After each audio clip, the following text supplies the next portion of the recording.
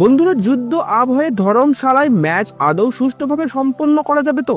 Operation সিন্দুরের পর থেকেই cricket সমর্থকদের মনে উকি দিচ্ছিল এই প্রশ্নটা।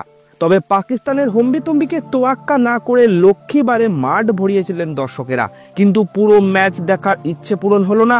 আশঙ্কা সত্যি করে পাক হামলার জেরেই মাঝপথে দিল্লি পাঞ্জাব ম্যাচকে বাতিল বলে ঘোষণা করা হলো। এদিন রাত্রে পাঞ্জাবের একাধিক এলাকা লক্ষ্য করে হামলা চালায় পাক সেনা, ব্ল্যাকআউট করে দেওয়া হয় রাজ্যের একাধিক জেলা, আর তারই মধ্যে আলো নিভে যায় ধরমশালা স্টেডিয়ামের, যা পাক সীমান্ত থেকে মাত্র 60 কিলোমিটার দূরেই অবস্থিত।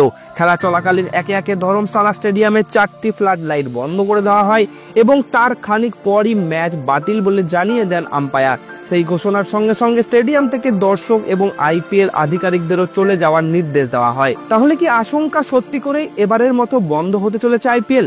বৃহস্পতিবার জরুরিকালীন বৈঠকে বসে আইপিএল গভর্নিং কাউন্সিল। সূত্রের খবর, সেখানেই টুর্নামেন্ট বন্ধের নির্দেশ দেওয়া হয়েছে। বর্তমানে চরমে ভারত পাকিস্তান সংঘাত, আর এমন যুদ্ধকালীন পরিস্থিতিতে ক্রিকেটারদের নিয়ে কোনো ঝুঁকি নিতে নারাজ ভারতীয় ক্রিকেট বোর্ড। সেই কারণেই এহেন সিদ্ধান্ত। শোনা যাচ্ছে শুক্রবারই সরকারিভাবে টুর্নামেন্ট বাতিলের কথা জানিয়ে দেওয়া হবে। এদিন ধরমশালায় মুখোমুখি হয়েছিল দিল্লি ক্যাপিটালস ও পাঞ্জাব কিংস, কিন্তু লাগাতার পাকিস্তানের হামলার জেরে ব্ল্যাক আউট ঘোষণা করা হয় ধরমশালায়। যুদ্ধের আবহে ক্রিকেটারদের নিয়ে বিশেষ সতর্কতা অবলম্বন করছে ভারতীয় বোর্ড। কিভাবে ক্রিকেটারদের বাড়ি ফেরানো যায় তারও ব্লুপ্রিন্ট তৈরি করা হচ্ছে। ভারত পাকিস্তান সংঘাতের জেরে ইতিমধ্যে বন্ধ 28টি বিমানবন্দর। ফলে আইপিএল বাতিল হলেও ক্রিকেটারদের বাড়ি ফেরানো বোর্ডের কাছে বড় চ্যালেঞ্জ। সেক্ষেত্রে ফ্র্যাঞ্চাইজিগুলির সাপোর্ট স্টাফ এবং ক্রিকেটারদের সুরক্ষার জন্য কি ব্যবস্থা গ্রহণ করা সম্ভব তা নিয়েও আলোচনা হচ্ছে বলেই জানা যাচ্ছে।